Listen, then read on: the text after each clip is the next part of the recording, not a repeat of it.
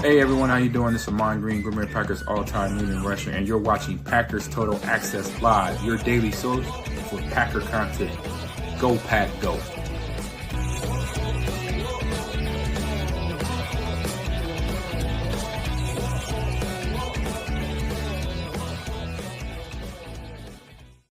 What's up, guys? Welcome into Packers Total Access. My name is Clayton. You can check us out on packernet.com. Find me on Twitter at Packers_access. Join alongside Jacob in Wisconsin as we're excited to bring you guys a live stream during training camp practice. Going to be giving you all the updates in real time, just in here talking Packers.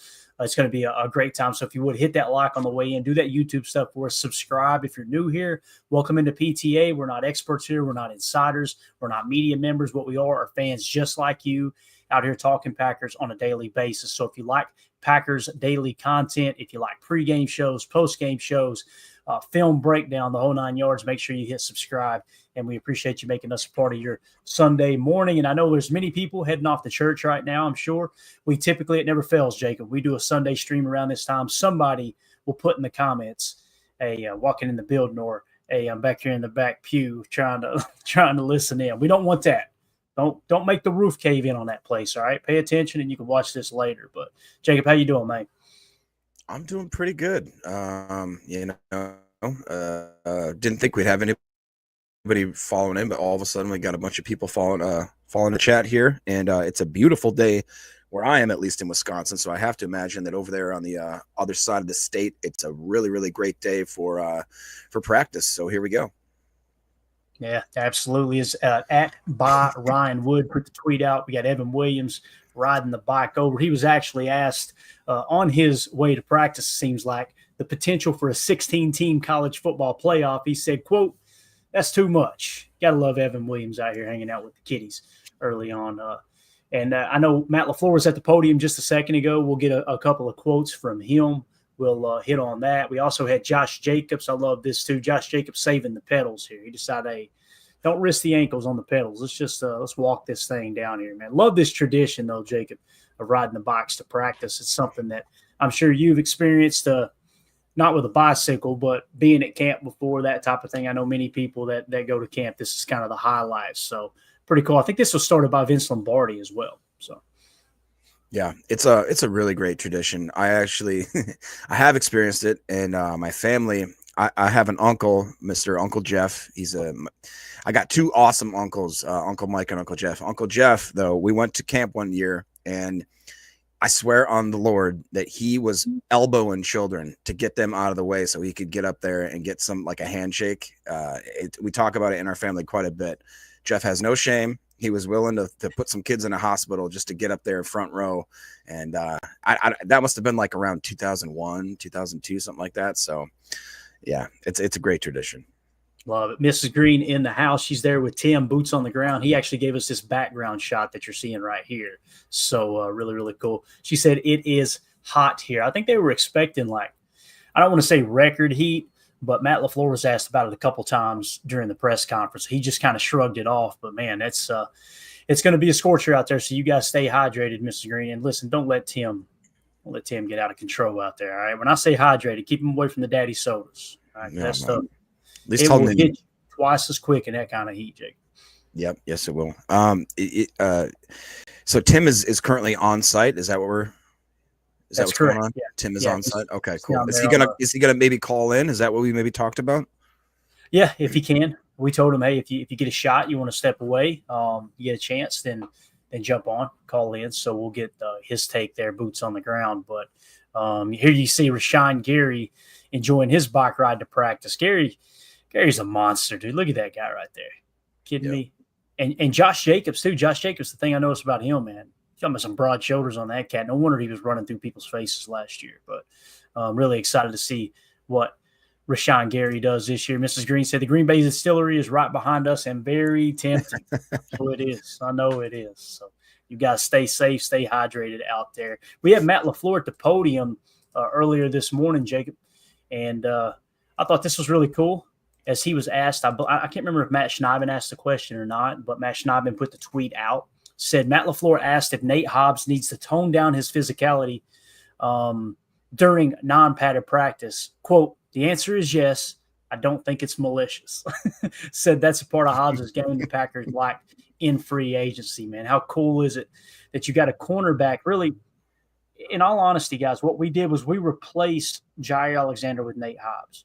Yeah. Which Jair is the flashy, the fun-loving, the cut-up, right? The whole I want to celebrate and dance in your face. Yeah, exactly. Rap City, all that. Nate Hobbs sounds like a serial killer. You know what I mean? One of these just brings a different approach, and I think you want that on defense, man. You couple that with Rashawn Gary's intensity, right? And then you got Kenny Clark's calm demeanor. You know, he's very kind of the calming influence in the defensive room.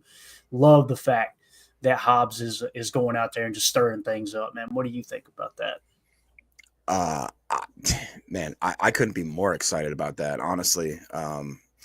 You know, we've for a long time, I think I touched on it last night. We've had a cornerback room that, you know, has been a little bit, I don't want to say maybe patty cake type, you know, corners. Jair had a stretch where he was willing to throw his shoulder in there. And then once he broke that arm or shoulder when he went in there, it seemed like he just absolutely kind of shied away from being like a big hitter type. And I think I said last night that the Packers were at one time a very physical cornerback team when you had the likes of Al Harris, Charles Woodson, Tremont Williams, guys that were willing to absolutely lay the thunder.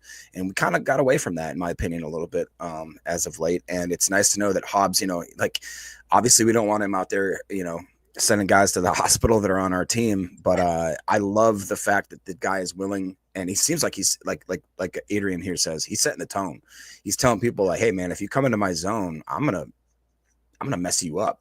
And even if it's in, practice, like, all right, tone it down a little bit there, Hobbs. But I love that. I love that energy. I love that aggressiveness. And it is starting to make me feel way more excited about that signing. At first I was kind of, I was like, man, we paid that guy some money. Same with the bank signing.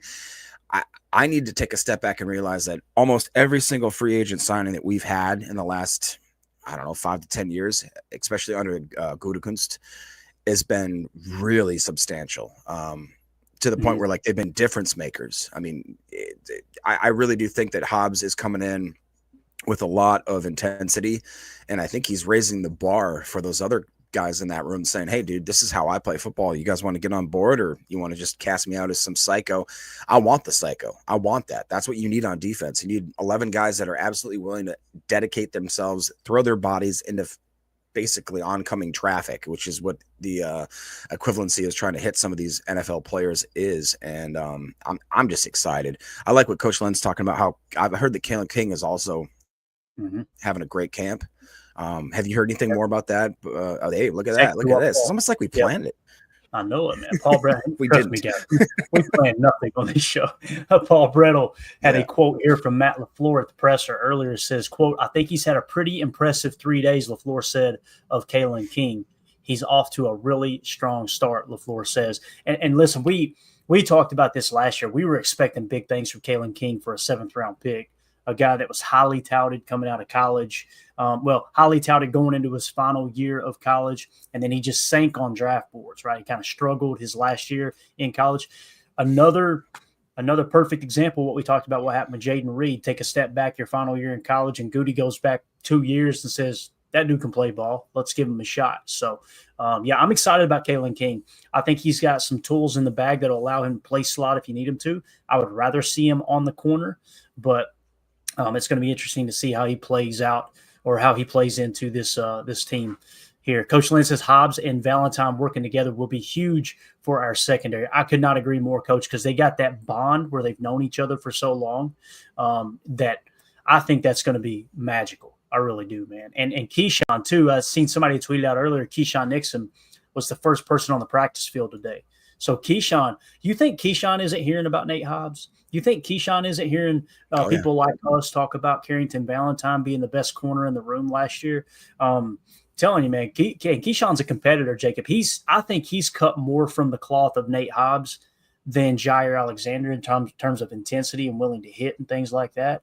But he does bring a little more mellow approach than Nate Hobbs does. But what do you think about that with Keyshawn, and anything you want to add here with Clayton King as well? Yeah, I mean, I've been always on the fence with Keyshawn. I'm not gonna lie, but every time I watch tape on him, he's just like Adrian's saying here. He's a dog. He comes in and he is that type of cornerback that I really want all of our cornerbacks to be, where he's willing to lower the head. He's willing to lower his body and kind of make hits, and he's willing seemingly to do whatever they ask him to do. I know he had that stint at the end of the year where they're like, I don't want to be returning kicks anymore. I don't know if that's going to hold true going into this, because he is a difference maker in that way. I really do believe that. And maybe he was just frustrated. And honestly, if you put a camera and a microphone on my face after I lose one of the most important things that I have, we forget that NFL players, that's their career, right? So like if you have the worst day of your job and somebody shoves a camera and a microphone in your face, I'd probably say some stupid stuff too. I'd probably say some stuff that like I wish I could take back. I'm not speaking for Keyshawn in any way, obviously. So, we'll have to let him decide what he thinks. But if I had my druthers, I would love Keyshawn returning kicks. I would love to maybe put somebody else back in punts and see how that works out. But I really do think that he is going to be, if not a starter, he's going to be an integral part of this team. I think he will still be a starter. I just don't necessarily know how that's going to pan out as far as the depth chart and everything else. But man, it's fun to have this conversation, because that's a great problem to have. It really is, man. Ryan Wood just tweeted out this video. Everybody running on the field. You seen Savion? Brent, no helmet. What's that? Brenton Cox, baby. You got it. And Savion Williams did not have a helmet, so I imagine concussion protocol is still kind of playing that safe there. No big deal. Look at Big Anthony Belt, 71 here, Jake. Are you kidding me? Could you imagine lining up across from that guy? I mean, look, Carl Brooks is a big fella. Did you see Anthony Belton compared to Carl Brooks? Yeah. That is big. wild, man. He big. Rashawn Gary. Stackhouse. Look at Stackhouse. Oh, yeah, big stack. Look at the legs, dude. And listen, he's not fat either, man. You see the arms are cut. He's just a big boy. There's Isaiah Simmons, number 28, right? We got Nate Hobbs there coming in, number 20. I love the fact that Nate Hobbs wearing 21, too. Does that not bring back good memories for you, Jacob? Oh, 100%. Mr. Woodson. Yes, sir. Yes, sir. Yeah. So just kind of getting a look at everybody around the field. There's Edge, Big Ezra Cooper. I'm excited about the season he's going to have. Look at Tucker. Oh, shredded, dude. Look at the pop. He is, dude. He's thick. And look, Jordan's another one. No, look at. I'm not trying to be weirdo here, but Jordan's legs, like, does it not look like that dude put on a little bit of muscle too? Like, seriously, I remember him being skinny last year. Now it looks like Jordan's kind of thickened up, and it reminds you of Brett Favre when he first came to the Packers. It seemed like year two, all of a sudden, boom, he looked like a linebacker. You know what I mean? Now Brett was on as they said, Ed Touffet and Hobbs, right? That my man was just shotgunning beers, how he put his weight on, not Jordan. Jordan out here taking care of his body. Yeah, maybe some painkillers here and there. Who knows? Yeah, but mix those in every now and again. So thicken them up a little bit. But it is really great to see these guys. They all look in football shape. And I really, really look here. Coach Lund said he's 225 plus. If that's the case, man.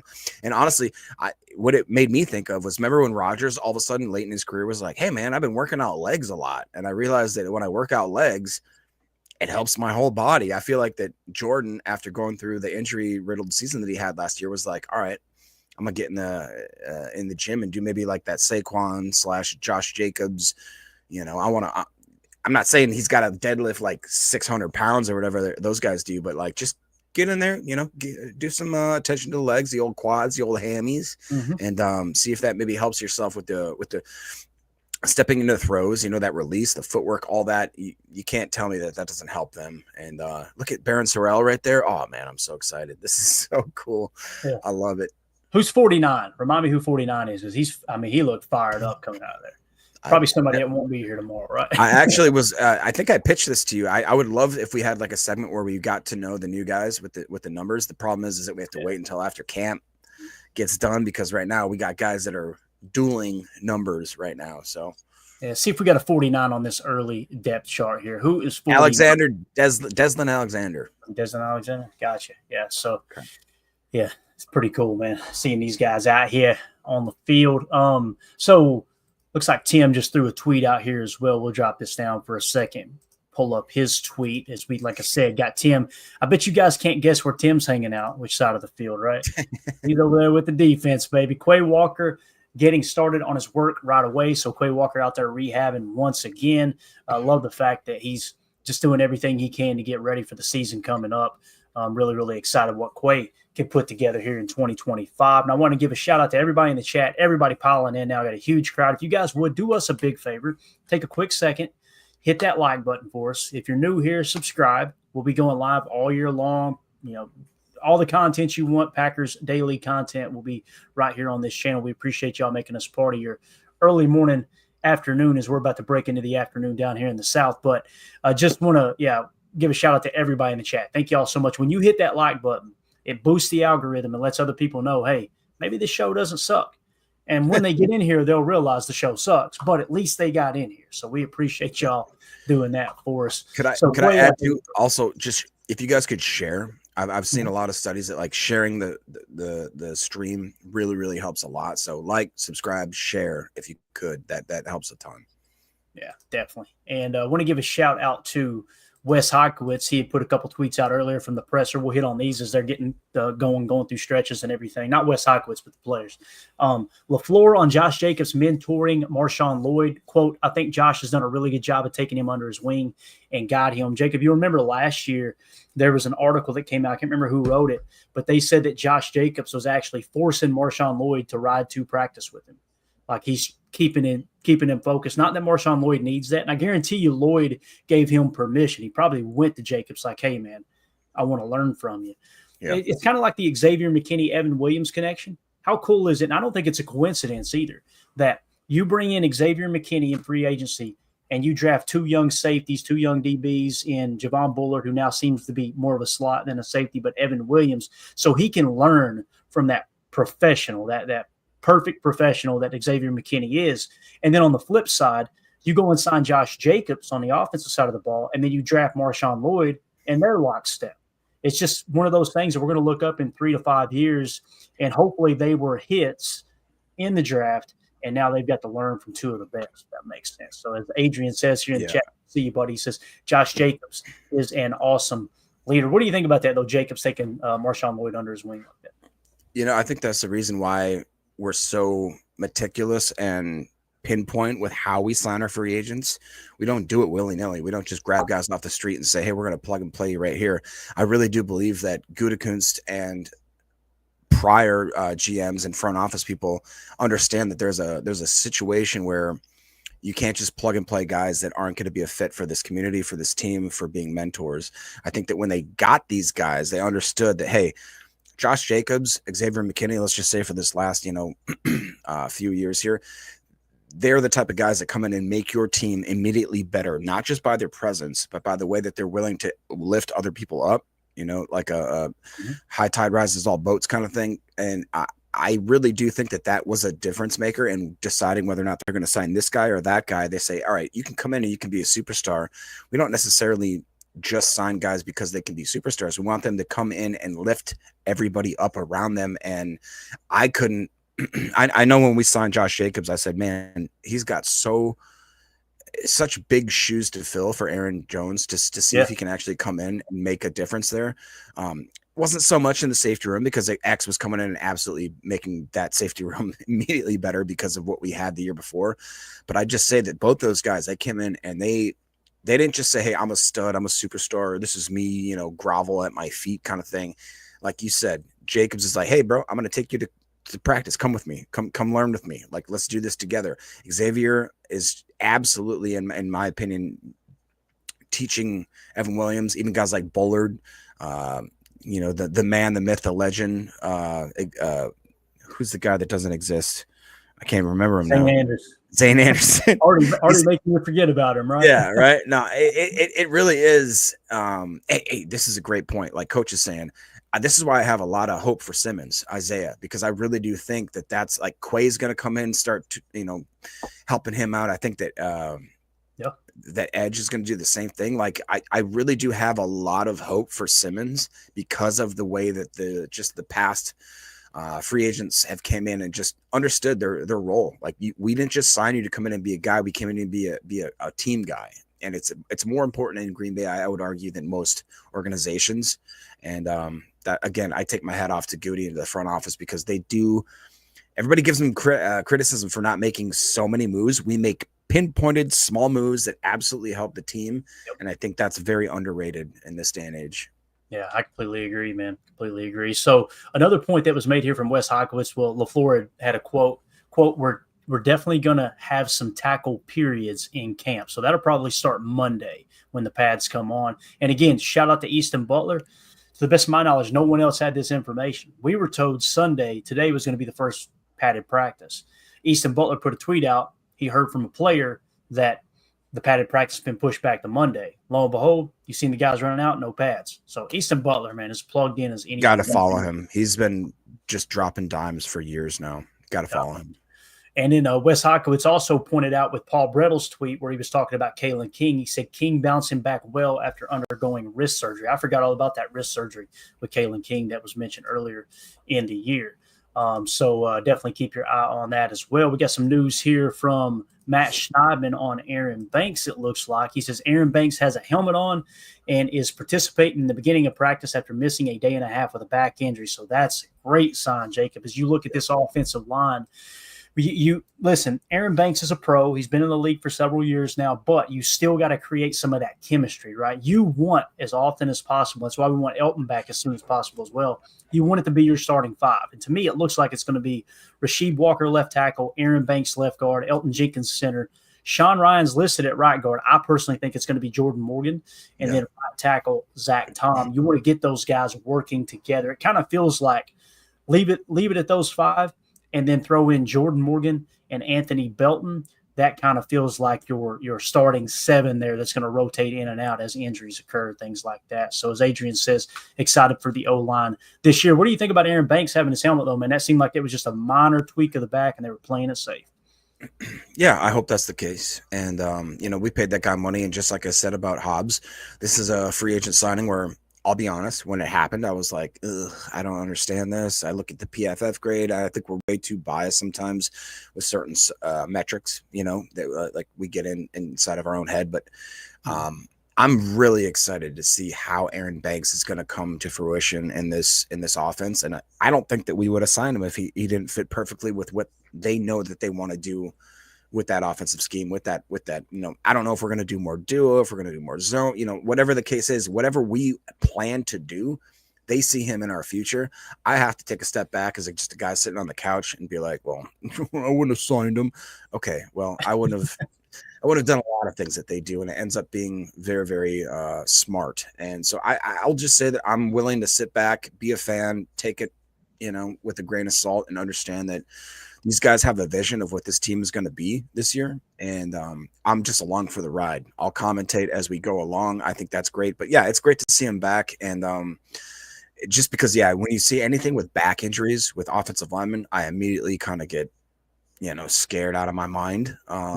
With some of the money that we paid him, I understand that. But it is, I will say one thing too, is that with Jordan Morgan and with Belton, is it frustrating that they're not in the guaranteed offensive lineup, starting five? Yeah, a little bit, but that's not exactly the game we're playing right now. These are puzzle pieces, chess pieces, I would argue, that we put in place that aren't necessarily just for right now, right here. It's the fact that these guys couldn't be starters and longtime starters in this league for a long time. So I'm very excited about the potential of this offensive line, even if we don't have some of these guys starting on day one. I think that they're going to eventually be a very integral part of that piece. Yeah. Listen, there's nothing wrong with playing it safe, guys. Look at this schedule. Look at this training camp schedule here, right? We got Murph in the house. Wait a minute. What? Oh, go ahead. Let's go. Wait a minute. What is this? I walked into a midday live. I'm here for it. Hey, Murph, pull up a seat, man. Pull up a seat, crack open whatever your beverage of choice is. Mandy's got me on these Alani energy drinks right now. Oh, we saw those at the gym. Yeah, bro, pretty darn good, man. I'm rocking the peach right now. Let me tell you, the cherry slushy. Mandy's like, that's our big seller. He's like, don't think it's safe that you're drinking that many. I'm like, I don't care. So yeah, they're pretty good though, man. Go ahead, sponsor the show, Alani. I think that's how you say it, Alani. Yeah, it's Alani. So anyway, when you talk about these injuries, we're 3 practices in, and they were holding guys out in practice 2. Like, this is a long training camp schedule, not near as long as it used to be. But guys, the last thing you want to do is push it the first week And then we look up, around the 5th of August, and we got 3 guys on IR because we pushed it too hard, right? I mean, let's just be honest about it. And again, it'd be different if it's someone's kind of a bubble guy, a bubble roster guy, where you got to get a look at him and he wants the opportunity. These are guys that are locked into the roster. Play it safe, man. Play it safe. Packers on top in the chat says, I'm going to the practice tomorrow and the family night. Let's go. That's awesome. Congratulations. Hey, man, if you get any good shots, send us over, maybe through the what do you call it? X. Send it through the X to Clayton or Tim, and maybe we can get you some shots on the screen here. I was going to say, anybody, everybody, I have people message me, hey, man, what can I do to send you, clips and stuff like that? The best thing to do is just tag me on Twitter. Tag me in a tweet or send it in the DM. The DMs will always be open on Twitter. We're not snobs here like that. So just send them over that way, and that's the best way to get it to me. That's like Tim. I've got notifications on for Tim. That way when he tweets, we'll have what he's got. But Paul Brettel said practice number 4 underway. As you can see, Malik Willis out there, Jordan Love throwing back to back. I know you guys probably gotten tired of hearing me say it, but I'm so damn glad that Malik Willis is our backup quarterback, man. Again, it's not that I think Malik is all world or anything, although he played pretty darn good last year. He played good. The thing I like about it is there's nothing more depressing than the thought of if our starting quarterback goes down, we're screwed. And that was how I always felt with Aaron. That's how I felt with Brett too. Now, Brett never went down, but the thought that, man, if Aaron goes down, it's going to be, whoever, insert name. Oh, that's depressing. The fact that you got Malik Willis on the bench, if Jordan does get a little banged up at some point, I don't find myself going, crap, Malik Willis is starting. I find myself going, all right, let's go. Let's see what Matt LaFleur's got in his bag this week with the zone read. You know what I mean? I think what's more impressive is that we've known what Malik had in his legs, his playmaking ability. If you watch his tape at Liberty, the dude was just, God, I'm honestly surprised he didn't go higher in the draft with just how impressive he was. I think what's more impressive than that was that he got to the NFL, he got to the show. We saw what he did, and those games where Love couldn't play, and he went in there and absolutely won. Like, didn't he win every game he started for us? Like, the guy was just an absolute stud. Yeah. And when he goes in there now, and then now looking at him, I think that's most impressive about him is that he's honed his actual arm, his accuracy, the way that he's throwing the ball right now. I'm telling you, I guarantee you the Titans wish they had him back. I guarantee you that they wish that they had him back. And like you said, Clay, even, this is kind of an aside, any single fantasy draft that I'm in, if I have Jordan Love as my quarterback, my last pick of the draft is Malik Willis, just simply because I know that if Jordan Love goes down, God forbid, something, if whatever happens, that Malik is going to come in and he's absolutely a stud. The guy can get you. Go back and watch Malik Willis highlights from last year. It is really impressive. And I'm talking like really impressive. The guy just seems to know ball. It seems like whatever happened when he came to Green Bay, something clicked in his head where he could make the throws. He knows when to tuck it, when to run. He knows how to run, where the sticks are. Like, it is a little bit impressive. And I would attribute some of that now to him being a complete quarterback, to the fact that the Green Bay Packers organization knows how to groom and make quarterbacks really, really well. You know what I mean? Like they really do have that kind of, it's a quarterback whisperer type team. I know people like to talk about Kevin O'Connell and other, coaches that have a way to kind of get the most out of their quarterbacks. I would argue that Matt LaFleur has to be in that conversation as well. Yeah, no, completely. And again, I tend to lean towards it was more LaFleur than Malik Willis. Yeah. One play that sticks out to me was at Lambeau. I think it was against the Colts. Malik throws like a 15-yard out route, and it goes right by the DB's fingertips. And Matt LaFleur's mocked up for that. Matt LaFleur said, that's a big-time throw. That's a baller-ass throw is what he said. I think that was the exact words he used. So, there you go, Holmes. Fans did not appreciate how good his arm is. Completely agree. I'll tell you what else they don't appreciate, Holmes. Look at our boy Christian Watson out here getting the crowd amped up. Ryan Wood just tweeted this out. Look at him getting them going. Absolutely awesome to see number 9 out there. And the way he's moving, dude. What is going on? And here's the thing, too, with Christian, and the reason it's so valuable, I think, that they keep him around and why I want them to extend him, as soon as they as soon as they have confirmed, hey, the knee's good, there's no extra damage there, because, sometimes that stuff can kind of resurface, right? When you get to that point, get this guy an extension. Give him a market value extension based off what he's done up to this point, and kind of, maybe a little bit of what you're projecting him to do. Yeah.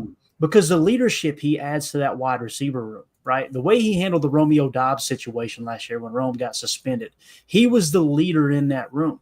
He's willing to block. He's willing to put his body on the line. He's a good 50-50 ball catcher, as we seen last year. They started to put that together. He's got blazing speed. He's got size. He's got everything you want in a franchise wide receiver other than being able to stay healthy, which, again, when I look at that with Christian Watson, the way he got banged up, and there was a couple of freak plays that just happened. And also, when he tears his ACL last year, keep this in mind. And I'm not trying to pile on Romeo. That's not the point here. But Romeo Dobbs missed that game because he was sick, said he couldn't go, right? So he sits out because he's sick. And Christian Watson hounded the hell out of the coaches that he wanted to be out there with his team against the Bears. And then he's recovering from, all the injuries that he had sustained, trying to get the hammy right. I think it was a quad last year. Or no, it was a knee bruise. Remember, he took that real funny hit when he landed on it in the end zone after, I think, scoring a touchdown, I believe. Maybe it was an incomplete pass. But that's what kind of led to the ACL in the knee there. So, again, man, I think it's just somebody that leadership has value. It really does. Get that dude. I'm not saying you go break the bank and give him $35 million per. And I'm full disclosure. If Christian Watson's asking for top wide receiver money, like number one wide receiver money, top three wide receiver money, I'm not willing to pay that. I'm not. But a fair market value, which is going to be damn good money, I think he's worth it too. Yeah, and it's I hate saying this in a way like trying to capitalize on the situation, but he's injured right now. We don't quite know what his comeback is going to be.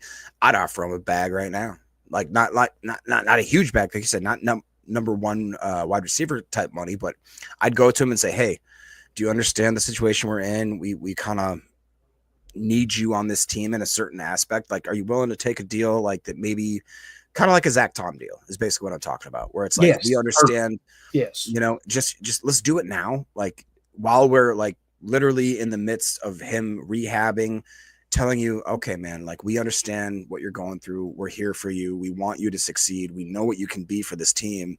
And maybe just him having a little bit of, continuity, a little bit of security in his self as a, it's tough to be a guy going into his first contract after the rookie, signing and that kind of stuff. And obviously his dad is in his ear, and I'm sure like his dad has everything, his best intentions for him. But I just think that Christian Watson is a Packer, man. He's such a Packer, and everything about him screams that he should be a Packer.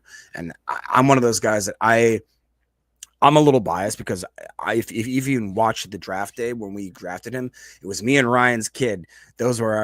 Christian Watson was our guy, man. When he got drafted, I literally almost pooed my pants. I was so excited about it. It was, I never really get those things right. Like where I want a guy, I got my guy, and we draft him. It just rarely ever happens.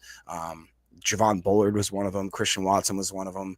And I need both these guys to prove me right. So let's go, man. Let's go. Love it. Let's see here. Tim actually got a new tweet out. Let's go to our correspondent there on the ground, Mr. Tim. He said, details. We'll make sure it's muted. We don't want to hear any coaching secrets here, but we'll hit the video. As you can see, the defensive group. Is that Stackhouse?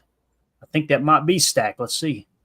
Kind of hard to tell. He looked big enough. Man. God, it's big, man. Gary out there as well.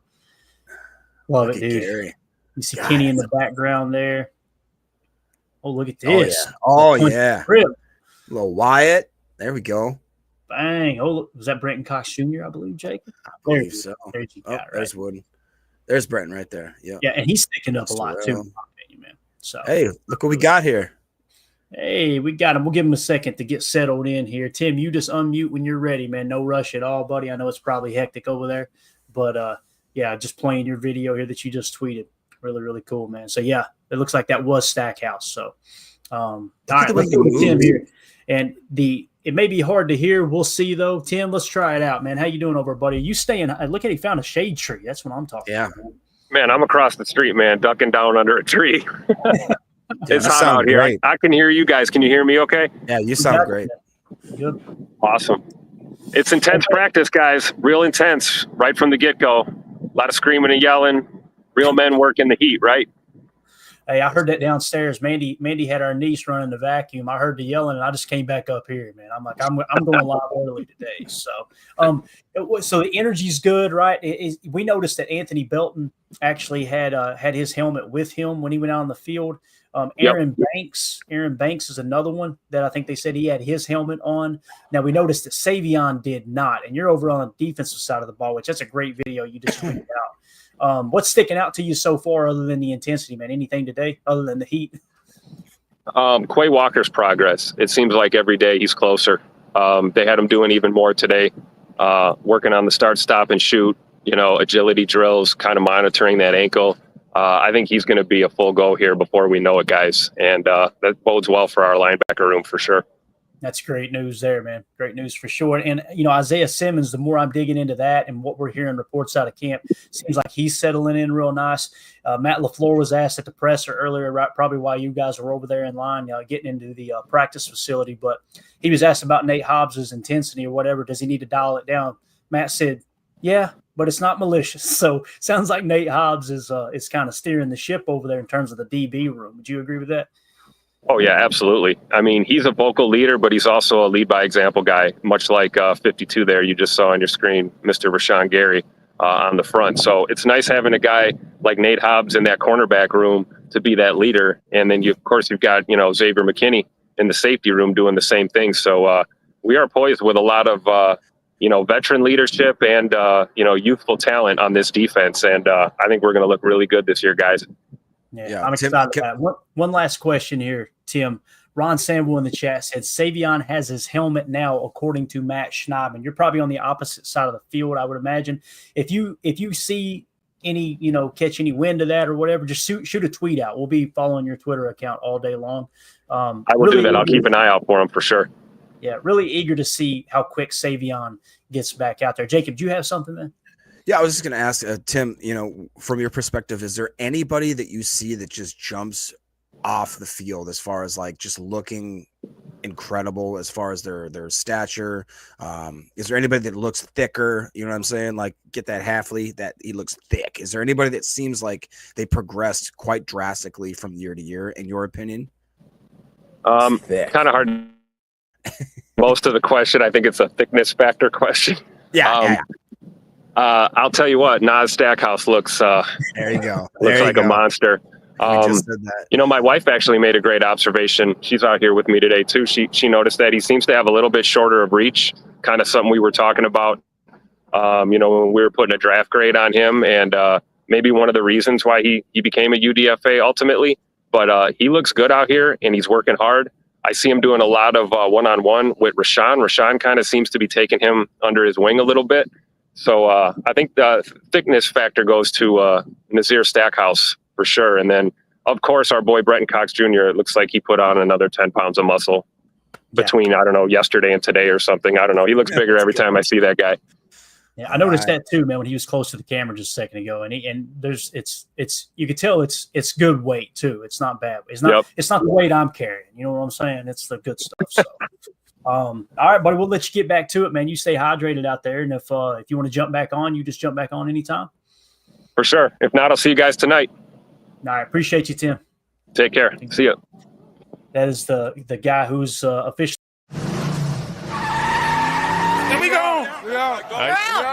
Bye, guys.